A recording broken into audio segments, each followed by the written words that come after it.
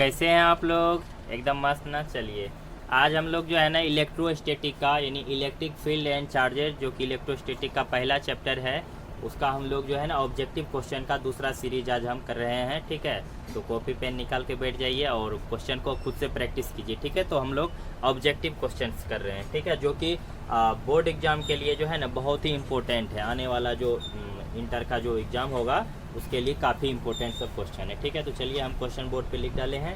पहला number question पे पहले डिस्कस करते हैं उसका कौन सा ऑप्शन सही होगा। ठीक है, तो हमारा क्वेश्चन है कि electric potential is equal to, ठीक है, इलेक्ट्रिक पोटेंशियल किसके बराबर होगा?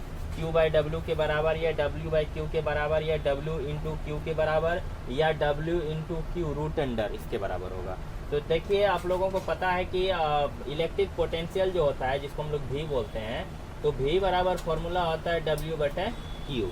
तो V बराबर W बटा क्यू, तो W बटा क्यू कहाँ है? तो ऑप्शन नंबर बी, हमारा ऑप्शन नंबर बी पहला क्वेश्चन के लिए सही होगा कि इलेक्ट्रिक पोटेंशियल जो है ना W बटा क्यू के बराबर होगा। ठीक है, दूसरा क्वेश्चन कहता है कि 1 Faraday is equal to, Faraday क्या है? तो संधारित्र की धारिता का ऐसा ही मात्रक होता है फेराडे। ठीक है, और उसका जो फॉर्मूला होता है C बराबर होता है, इसे आप ऐसे कह सकते हैं कि Q जो है ना समानुपाती होता है V का, तो C बराबर होता है Q बटा V।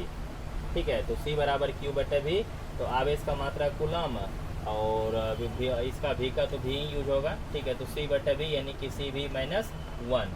तो 1 फेराडे कहने का मतलब आपको ये हो गया, अगर एक फेराडे, देखिए ये कैपेसिटर का जो कैपेसिटेंस है इसका मात्रक होता है फेराडे, तो हम इसको लिख सकते हैं 1F बराबर 1C, या आप ऐसे कर सकते हैं 1C बटा 1 वोल्ट, या आप ऐसे कीजिए कि 1F is equal to 1 coulomb यानी कि 1C बटा 1 V, यानी कि हो जाएगा 1 फेराडे बराबर C तो ऊपर रहेगा ही, अब V ऊपर ले जाइएगा तो -1, यानी 1F is equal to CV minus 1। ठीक है, 1 फेराडे इज इक्वल टू, ठीक है, तो 1 फेराडे बराबर हो गया 1C बाई 1V, तो 1F is equal to CV minus 1। तो इसमें देखिए आपको मिलेगा CV माइनस 1 जो कि है ऑप्शन नंबर बी में है। ठीक है, अब नेक्स्ट हम लोग करते हैं तीसरा नंबर का क्वेश्चन। ठीक है, तीसरा नंबर का क्वेश्चन में आपको बोल रहा है कि potential energy of A charge conductor, मतलब किसी चार्ज कंडक्टर का पोटेंशियल एनर्जी कितना होगा। एक्चुअली यहाँ पे अगर यहाँ पे देखिए कंडक्टर लिखा है, ऐसे समझिए कि जब किसी कैपेसिटर को हम बैटरी से चार्ज करते हैं ना तो उसमें कितना एनर्जी स्टोर होता है, तो उसमें जो है ना हाफ CV स्क्वायर इतना एनर्जी ही स्टोर होता है।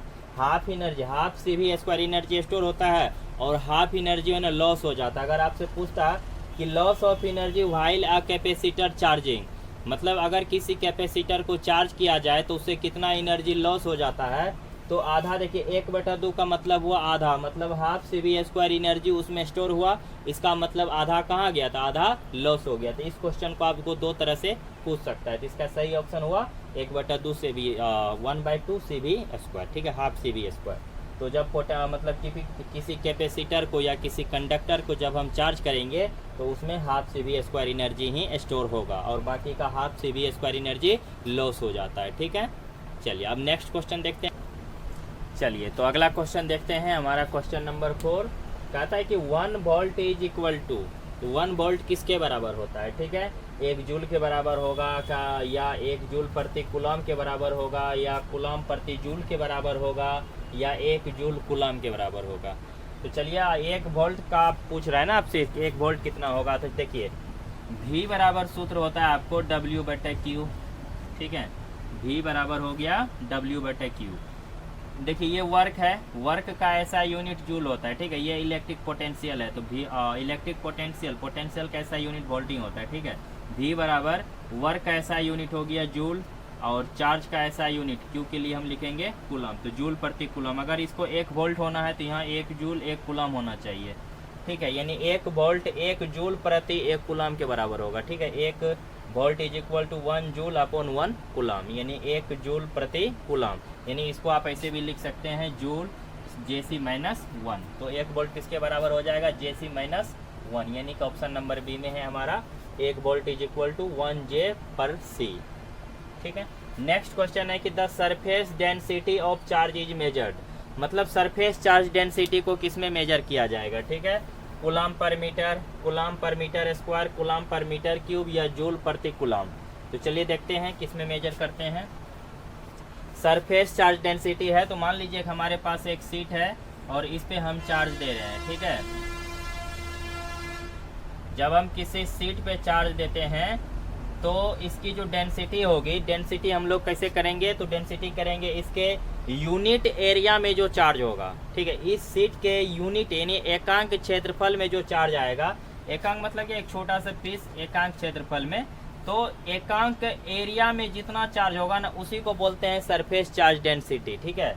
तो सरफेस चार्ज डेंसिटी हो गया एकांक एरिया में जो चार्ज होगा। तो इसका जो सरफेस चार्ज डेंसिटी का जो फॉर्मूला होगा हमारा, सरफेस चार्ज डेंसिटी का फॉर्मूला होगा, सरफेस चार्ज डेंसिटी वो हो जाएगा चार्ज पर यूनिट एरिया, ठीक है। और चार्ज का ऐसा मात्रक क्या हो गया, तो कूलम, और एरिया का ऐसा मात्रक तो मीटर स्क्वायर।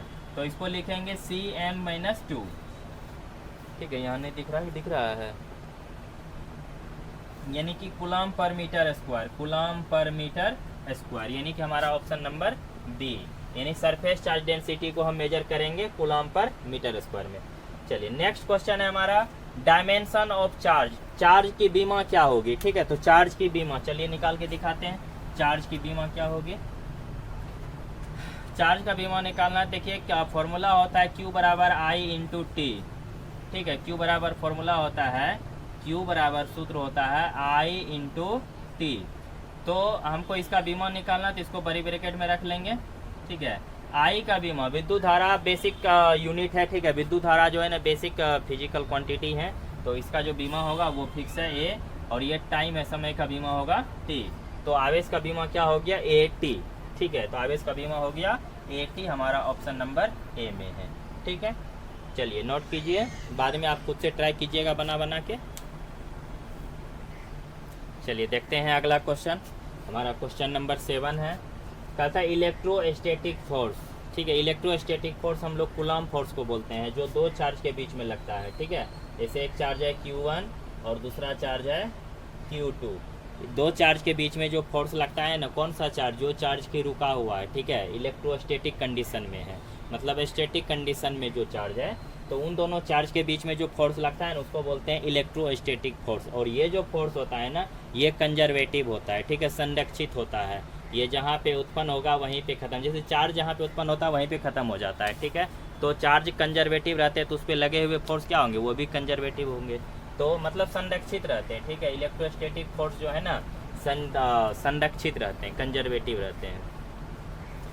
उसके बाद कहता है ऐसा यूनिट ऑफ परमिटिविटी, परमिटिविटी कहाँ पे है, तो परमिटिविटी देखिए हम लोग कूलम्स लॉ पढ़े थे, F बराबर के Q1 Q2 बटे R square, sorry R square, और K का जो वैल्यू है ना वो होता है 1/4 पाई इप्सिलॉन नॉट। इसके हिसाब से अगर हम इस फॉर्मूला को लिखे तो हो जाएगा F बराबर 1/4 पाई epsilon not into Q1 Q2 बटा R स्क्वायर, ठीक है। K की जगह पे इतना सारा वैल्यू, इसमें जो इप्सिलॉन नॉट आया है ना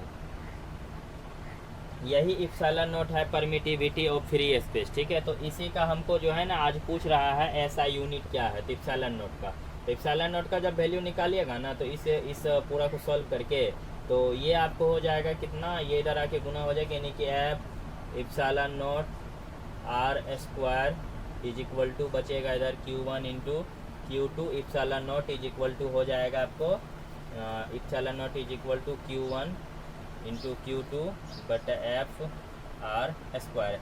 तो आवेश आवेश दोनों आवेश है तो कूलम का स्क्वायर हुआ, और ये नीचे में फोर्स है तो फोर्स कैसा है मात्रक न्यूटन, और दूरी का मात्रक मीटर स्क्वायर, यानी कि प्रति न्यूटन, न्यूटन पे -1, मीटर पे ऊपर जाएगा तो -2, और C पे पावर 2, N पर पावर -1, M पे पावर -2। देखिए चेक कीजिए, N पे पावर -1 किस में है, इसमें है, इसमें भी है, ठीक है। M पे पावर -2 इसमें है, इसमें भी है, और C पे पावर 2 सिर्फ इसी ठो में है, तो इसका मतलब हमारा ये ऑप्शन सही होगा, ठीक है।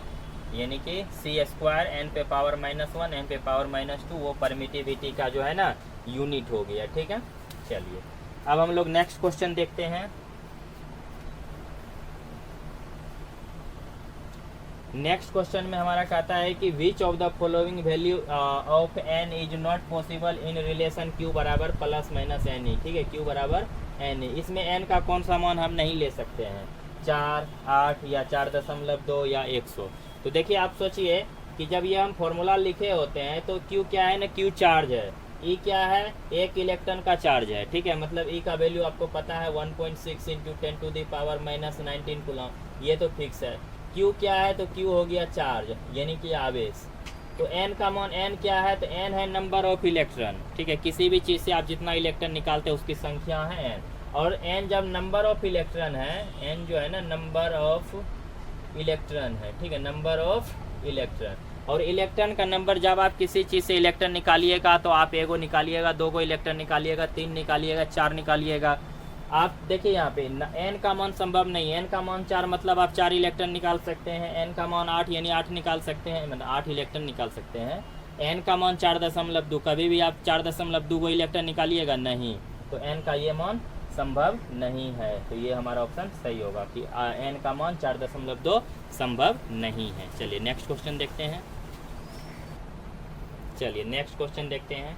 कहता है कि पावर ऑफ इलेक्ट्रिक सर्किट, मतलब इलेक्ट्रिक सर्किट का पावर कितना होगा। ठीक है, तो पावर तो P बराबर होता है V × I। ठीक है, ये बेसिक फॉर्मूला P बराबर V × I होता है। अब इसमें देखिए कि आपको VI कहीं पे ऑप्शन में है ही नहीं, तो क्या कीजिएगा, आप चेक कीजिए। चेक क्या कीजिएगा, V की जगह पे V बराबर ओम के नियम से होता है I × R। ठीक है, V बराबर I × R, तो अगर आप V की जगह पे I × R रख दीजिएगा ना, तो पावर हो जाएगा I × R × I, तो यानी कि P बराबर हो जाएगा I² × R। देखिए तो I² × R है, I² R भी नहीं है, इसे पावर ये होता है लेकिन आपके ऑप्शन में ये नहीं है। तो फिर से चेक कीजिए, आप I की जगह पे V/R रख दीजिए। ठीक है, क्योंकि इससे आप निकालिएगा ना, तो इससे आप लिख सकते हैं I बराबर V/R। तो यहाँ पे I की जगह पे V/R रखिएगा ना, तो V × I की जगह पे V/R, तो P बराबर हो जाएगा V² R। देखिए तो V² R है कहीं, है V²/R, तो यानी हमारा ऑप्शन नंबर सी सही है। ठीक है, तो ये भी पावर का फॉर्मूला अगर ऑप्शन में होता तो ठीक है, नहीं है तो ये है तो कोई दिक्कत नहीं, ये भी चलेगा। P बराबर V²/R। ऐसे एक और फॉर्मूला निकलेगा लेकिन वो छोड़ दीजिए, अभी मिल गया हमारा ऑप्शन तो ठीक है, यही ठीक है। चलिए नेक्स्ट करते हैं, SI unit of self inductance. ठीक है, स्व प्रेरकत्व का जो है ना SI मात्रक क्या होगा, तो उसका SI मात्रक हेनरी होता है, बस इसको रट लेना है। ठीक है, हेनरी साहब ही थे जो कि सेल्फ इंडक्टेंस निकाल के दिखाए थे हम लोगों को। ठीक है, तो SI unit of self inductance is Henry.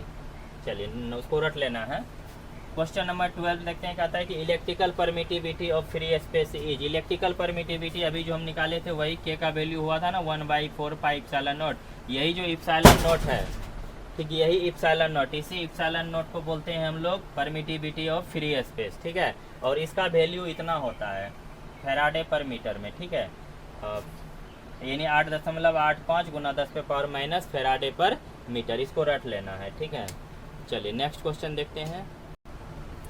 चलिए देखते हैं नेक्स्ट क्वेश्चन हमारा, क्वेश्चन नंबर 13 कहता है कि the electric field intensity inside a charge hollow sphere. ठीक है, हमारे पास मान लीजिए कि एक स्फेयर है, ठीक है, गोला है, एक गेंद है, ठीक है, मेटल का बना हुआ। ठीक है, तो मेटल का जो गेंद है जब हम उस पर चार्ज देंगे, जैसे मान लीजिए कि एक गोला है, ठीक है, और जब हम इस गोला पे चार्ज देंगे तो चार्ज कहाँ रहेगा, तो चार्ज रहेगा इस मेटल के सरफेस पर। अरे मान लीजिए मेरे पास एक गेंद है मेटल का, ठीक है, और हम इसको चार्ज दे रहे हैं, तो जैसे हम इसको चार्ज देंगे ना तो सारा का सारा चार्ज जो है ना इसके सरफेस पे आ जाएगा। ठीक है, और उस होलो स्फीयर, देखिए ये होलो स्फीयर है, होलो मतलब अंदर से खोखला है। ठीक है, ये एक ऐसा गेंद है जो अंदर में खाली है, गेंद जो भी हो अंदर में खाली मतलब रहेगा ही।